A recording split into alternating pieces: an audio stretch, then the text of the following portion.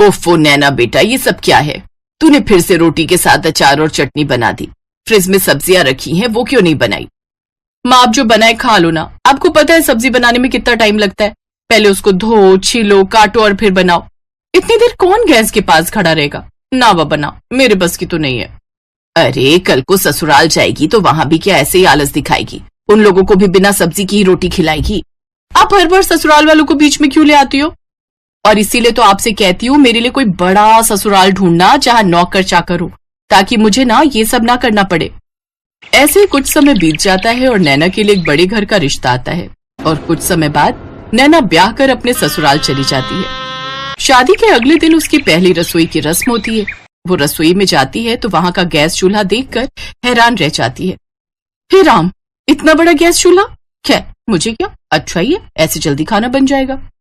फिर वो तरह तरह के पकवान बनाती है। पूरी, कचौरी, आलू की सब्जी, हलवा, रायता सब बनकर तैयार हो गया। अब देखना कैसे ये लोग मेरे हाथ का खाना खाएंगे तो खुश हो जाएंगे। वो मन ही मन ये सब सोच रही होती है कि तभी नैना की ननद डिम्पल और जेठानी अनीता वहां आती है। अरे वाह, खुशबू तो बड़ी अच्छी आ रही है। लेकिन ये क्या, ये तो आधा ही खाना बना है। नहीं दीदी, मैंने तो आलू पूड़ी, हलवा, रायता सब बनाया है। तुम नई नई हो ना, इसीलिए शायद तुम्हें अभी यहाँ के रूल्स पता नहीं। यहाँ खाने में एक नहीं बल्कि 10-10 सब्जियां बनती हैं एक वक्त पर। क्या? इसका मतलब इसीलिए वो इतना बड़ा गैस चूल्हा रखा हुआ है? हाँ और क्या। तुम तो ऐसे हैरान हो रही हो जैसे मैंने तुम्हें 10 नहीं बल्कि 100 सब्जियां बनाने के लिए बोल दिया हो। वो क्या है ना, यहाँ हर किसी को अलग अलग सब्जी पसंद है। अब 1-2 सब्जियां ही बनेंगी तो कुछ लोग तो भूखे ही रह जाएंगे, इसलिए 10 तरह की सब्जियां बनती हैं। अगर किसी को ये ना खाना हो तो वो खा ले, वो ना खाना हो तो कुछ और खा ले। हाँ छोटी भाभी, और आज आप इस घर की परंपरा को आगे बढ़ाओ और फिर हम सबको खाने की टेबल पर बुला लेते हैं। बेचारी नैना की तो ये बात सुनते ही होश उड़ जाते हैं। चल बेटा नैना, हो जा शुरू। अब बन जा तू झांसी की रानी और बना डाल 10 सब्जियां। इतनी सब्जियां तो मेरी शादी में भी नहीं बनी थी जितनी ये लोग मुझसे एक वक्त में ही बनवा लेंगे।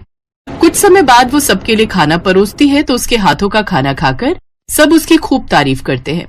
वाह, क्या कमाल का स्वाद है इन सब्जियों में। सचमुच छोटी बहू, तुम्हारे हाथों में तो जादू है। अब से तुम ही रसोई में 10 तरह की सब्जियां बनाओगी। अब तेरा क्या होगा नैना, बड़ी ऐश मार ली तूने माँ के घर में। अब अच्छे से शामत आई है तेरी। ऐसे कुछ दिन बाद बरसात का मौसम शुरू हो जाता है। बाहर का सुहाना मौसम देखकर नैना सोचती है, अरे वाह, आज तो गर्मा गर्म पकौड़े खाने वाला मौसम हो रहा है। ऐसा करती हूँ, सबको गर्मा गर्म पकौड़े बनाकर खिला देती हूँ। तेल में तले होने के कारण वो भारी होते, जिससे सबका पेट भर जाएगा। और साथ में थोड़ी कचौड़ी भी तल देती हूँ। आज शाम का डिनर यही हो जाएगा और मुझे इतनी सारी सब्जियां बनाने से छुट्टी मिल जाएगी। नैना जल्दी से रसोई में जाती है और पकौड़े बनाकर ले आती है। अरे भाभी, ये क्या बना दिया आपने? हमें नहीं खाना ये सब। हमें तो आलू की सब्जी, पनीर भुर्जी, फ्राई भिंडी ये खाना है। और मेरे लिए कद्दू की सब्जी, खट्टी मीठी वाली, और बैंगन का भरता। और मेरे लिए तुम बीन्स की सब्जी, फ्राई गोभी बना देना। और साथ में अरबी की सब्जी, कमल ककड़ी की सब्जी, और हाँ, करेले भी बना लेना। हे भगवान, इन लोगों में अक्ल नाम की चीज है कि नहीं। बारिश के मौसम में जहाँ सब इस तरह का चटपटा खाना खाने को तरसते हैं, तो वही इन लोगों को अभी भी 10 तरह की सब्जी खानी है। हे भगवान, ये कहाँ आकर फंस गई मैं। बेचारी नैना रसोई में जाकर 10 तरह की सब्जियां बनाने में जुट जाती है। ये लो, ससुराल में मेरी पहली बारिश है, मुझे इसके मजे लेने चाहिए। तो मुझे छोड़कर सारे घर वाले बारिश के मजे ले रहे हैं और मैं यहाँ चूल्हे के पास खड़े होकर जल रही हूँ। गलती भी मेरी है जो पहले ही दिन इन्हें अच्छा खाना बनाकर खिला दिया। पहले पता होता तो लाल मिर्च का सारा डब्बा उड़ेल कर बना देती इनके लिए, फिर कभी नहीं बोलते मुझे सब्जी बनाने के लिए। गुस्से में नैना खाना बना रही थी कि तभी सब्जी का गर्म गर्म छींटा उसकी आंख में लगता है। मेरी माँ। धीरे धीरे उसकी आंख लाल होने लगती है। फिर रात को जब वो सोती है तो जलन के मारे उसे और तकलीफ होती है, जिस कारण वो ठीक से सो भी नहीं पाती। मेरी आंख। अरे नैना, ये तुम्हारी आंख में लालपन तो बढ़ता ही जा रहा है। मैं आई ड्रॉप डाल देता हूँ, उससे तुम्हें आराम मिलेगा। रौनक नैना की आंखों में आई ड्रॉप डाल देता है, जिससे वो चैन की नींद सो जाती है। लेकिन धीरे धीरे उसकी आंखों में जलन और दर्द बढ़ता जाता है। फिर ऐसे ही कुछ समय बीत जाता है। एक रोज अलग अलग तरह की 10 सब्जियां बनाकर तुम्हें परेशान हो जाती हूँ। घर में सब्जी भी नहीं है और बाहर बारिश भी तेज हो रही है। एक काम करती हूँ, आज आलू की अलग अलग तरह की 10 सब्जियां बना देती हूँ। वो आलू की अलग अलग तरह की सब्जियां जैसे दम आलू, आलू के गुटके, आलू की रसेदार सब्जी जैसी चीजें बनाकर तैयार कर लेती है, जिसे देख उसके ससुराल वाले नाक सिकोड़ते हुए कहते हैं, ये क्या बना डाला आलू की सब्जी, वो भी 10 तरीके से। मुझे ये नहीं खाना, मेरे लिए कुछ और बना कर ले आओ। लेकिन माँ जी आज घर में सब्जी खत्म हो गई थी, बाहर कल रात से लगातार बारिश हो रही है, इसलिए लेने भी नहीं जा सके। अच्छा ठीक है, लेकिन कल से जो भी हो हमें 10 तरह की सब्जियां ही खाने में चाहिए, वो भी अलग अलग तरह की, समझी। अपनी सास की बात सुनकर नैना को गुस्सा तो बहुत आता है, लेकिन फिर वो चुप रह जाती है। ऐसे ही 2 दिन और बीत जाते हैं। एक रोज, उफ, सुबह से आंख में दर्द हो रहा है, लेकिन इससे मेरे ससुराल वालों को क्या, उन्हें तो बस 10 सब्जियां खाने से मतलब है।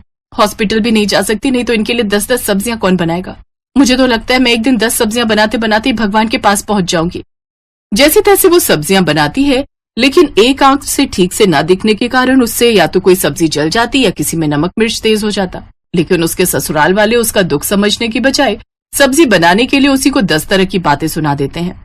लेकिन उसके पति से उसका ये दुख देखा नहीं जाता और वो उसे हॉस्पिटल लेकर जाता है, जहां डॉक्टर उसका चेकअप करके कहते हैं, देखिए इनकी आंख में किसी गर्म चीज का छींटा चला गया, जिस वजह से इनका आधा कॉर्निया डैमेज हो गया। हमें जल्द ही इनका ऑपरेशन करना होगा, नहीं तो इनको पूरी तरह दिखना बंद हो जाएगा इस आंख से।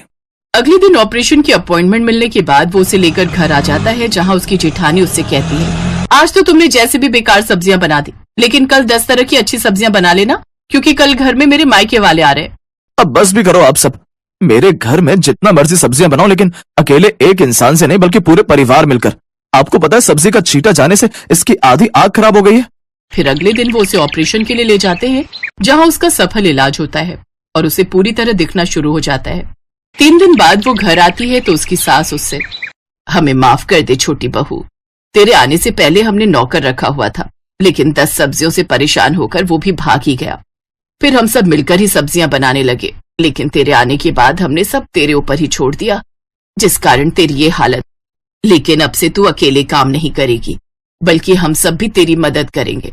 और हाँ, अब से इस घर में 10 नहीं बल्कि 2 ही तरह की सब्जियां बनेंगी और वो सबको खानी पड़ेंगी। अपनी सास के मुंह से ये बात सुनकर नैना बहुत खुश हुई और अब वो खुशी खुशी अपने ससुराल वालों के साथ रहने लगी।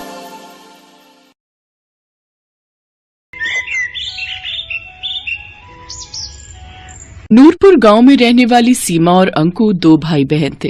वो बचपन से ही अनाथ थे। उनके माता पिता का देहांत कई साल पहले हो गया था। वो दोनों कूड़ा बिनने का काम करते थे। दीदी, बहुत दिन हो गए, कुछ अच्छा नहीं खाया, आज कुछ अच्छा सा खिला दो। बस इतनी सी बात, चलो मैं खिलाती हूँ। दोनों कल्लू हलवाई की दुकान पर गए और एक एक समोसा खाया। आज तो मजा ही आ गया दीदी, अगर ऐसा ही खाना रोज मिल जाए तो मजा ही आ जाए। नहीं भाई, रोज रोज हम ये अमीरों वाला खाना नहीं खा सकते। हमारे पास जितना है उसी में संतुष्ट रहना सीख। कुछ रोज बाद उस गांव में तेज बारिश आई और उनकी झोपड़ी बह गई। उनके पास जो भी सामान था वो बारिश में बह गया। दीदी आप रो मत, हम सेठ को जाकर बताते हैं तो वो हमारी कुछ न कुछ मदद जरूर करेंगे। वो खड़ूस कहीं का सेठ, वो तो 1 नंबर का लालची है, भला वो हमारी क्या मदद करेगा। चलो तो दीदी एक बार हम उनको अपनी परेशानी बताते हैं। उनका सेठ बड़ा ही खड़ूस था। वो हमेशा उनको कबाड़ के बेहद ही कम पैसे देता था। कुछ देर बाद वो दोनों सेठ के घर पहुँचे और सीमा ने मालिक से कहा, सेठ जी कुछ पैसे चाहिए, खाना खाना है, बारिश में हमारा घर और सब सामान बह गया, हम जल्दी कबाड़ा बिनकर आपके पैसे लौटा देंगे। तभी सेठ की पत्नी उर्मिला भी वहाँ आ जाती है। उर्मिला बहुत ही बुरे स्वभाव की थी। पैसे क्या पेड़ पर उगते हैं? सेठानी जी आप जो कहोगे मैं करूँगी। मेरा छोटा भाई है, इसे लेकर मैं कहाँ जाऊँगी? आपकी दुकान के बाहर जो टीन का छप्पर है उसके नीचे ही रह लेंगे। ठीक है रह लेना, लेकिन दुकान के बाहर क्यों? यहाँ हमारे तबेले में रह लेना, लेकिन उसके बदले में तुम्हें मेरे घर का सारा काम करना होगा। रहने के साथ 2 वक्त की रोटी भी दूंगी तुम दोनों को। बोलो मंजूर है? ठीक है मालकिन, मुझे मंजूर है। बारिश का मौसम था। दोनों भाई बहन तबेले में जो खाली जगह थी वहाँ बोरा बिछाकर सो जाते हैं और अगली सुबह घर का सारा कामकाज निपटाकर कूड़ा बिनने के लिए निकल जाते हैं। दीदी आज सेठानी के घर पकवान बनने की बहुत ही अच्छी खुशबू आ रही है, लगता है कचौड़ी बन रही है। आज तो मजा ही आ जाएगा कचौड़ी खा के। मैं तो सोच रही हूँ जल्दी से थोड़े से पैसे इकट्ठे हो जाएं, फिर हम अपनी झोपड़ी फिर से डाल लेंगे। तब तुम्हारी ये बहन तुम्हें अपने हाथों से कचौड़ी बनाकर खिलाएगी। कुछ देर बाद सेठानी 4 सूखी रोटी और रात की दाल लाकर उन्हें थमा देती है। सेठानी आप तो कचौड़ी बना रही थी, अंकु कब से उसकी ताक में बैठा था, उसका बहुत मन था। चुप कर, तू ये अमीरों का खाना है और तुम जैसे भिखारियों के लिए नहीं है। चुपचाप से ये दाल रोटी खाओ और फिर सो जाओ। सुबह 4 बजे उठकर गाय भैंस को चारा भी डालना है तुम लोगों ने। सेठानी वहाँ से चली गई। सीमा और अंकु की आंखों में बासी खाना देखकर आंसू आ गए। फिर सीमा ने अंकु से कहा, तू मत रो छोटे, मैं जल्द ही तुझे कचौड़ी बनाकर खिलाऊंगी।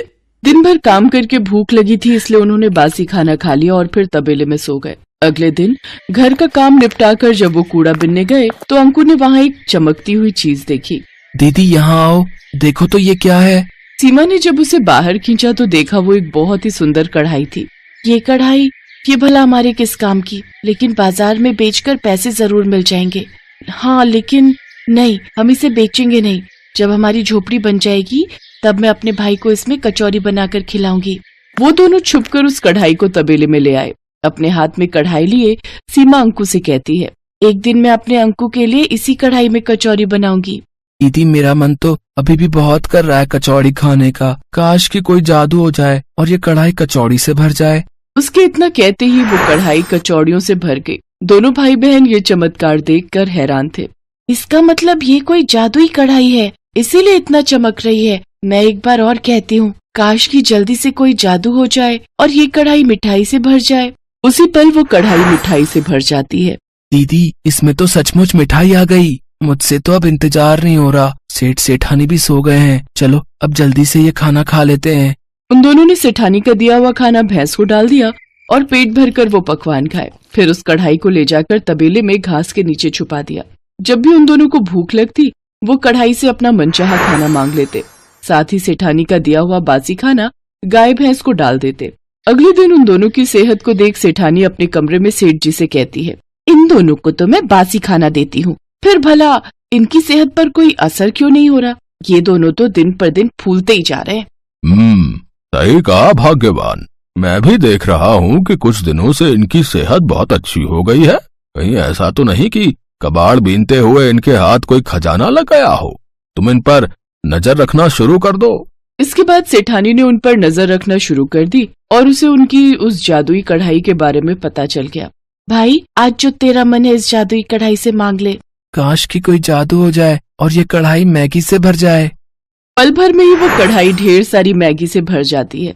दोनों भाई बहन बड़े मजे से उसे खाते हैं। अच्छा, तो ये वो जादुई कढ़ाई है जो इन गरीबों को अमीरों वाला खाना देती है। इससे तो मुझे चुराना ही होगा। अगले दिन मौका मिलते ही सेठानी ने वो कढ़ाई निकाल ली। देखो जी, ये उन बच्चों की सेहत का राज, ये जादुई कढ़ाई जिसे मैं चुरा लाई। अब देखो मैं तुम्हारे लिए गर्मा गर्म पकवान बनाती हूँ। ए जादुई कढ़ाई, अपना जादू दिखा और हमारे लिए बिरयानी बना दे। अरे वाह, ये तो कमाल हो गया। अब तो तुम्हें कभी खाना बनाना ही नहीं पड़ेगा। तुम्हारी मेहनत भी बचेगी और राशन पानी का खर्चा भी। बिरयानी खाकर तो सचमुच मजा ही आ गया। अब बस गर्मा गर्म दूध मिल जाए तो फिर तो मजा ही आ जाए। लो अभी लो, ए जादुई कढ़ाई, जल्दी से गर्मा गर्म दूध दे दे। गर्म दूध देख सेठानी ने कहा, ए जादुई कढ़ाई, हमारे यहाँ हमेशा ही गरम गरम दूध की नदियाँ बहती रहे। तभी पूरे घर में गर्मा गर्म दूध की नदियाँ बहने लगी और सेठ सेठानी के पैर उसमें जलने लगे। अरे बस कर जादुई कढ़ाई, जल्दी से दूध देना बंद कर दे।